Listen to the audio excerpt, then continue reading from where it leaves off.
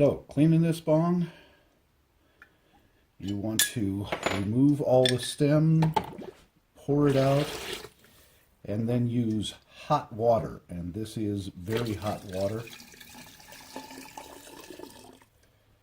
This allows you to shake it up and a Mile High cleaner. Small amount inside there. Drop in the shuttle. Now you can use that shuttle to scrub the interior of your bong. You've gotten every obvious spot. You can also do the main body with a brush. That's a lot easier to do.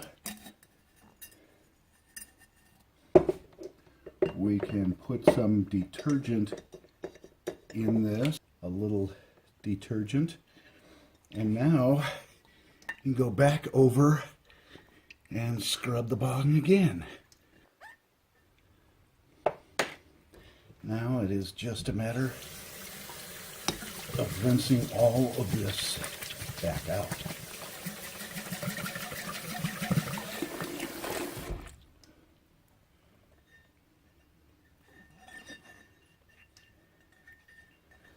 Mile High cleaner. So natural, you can eat it.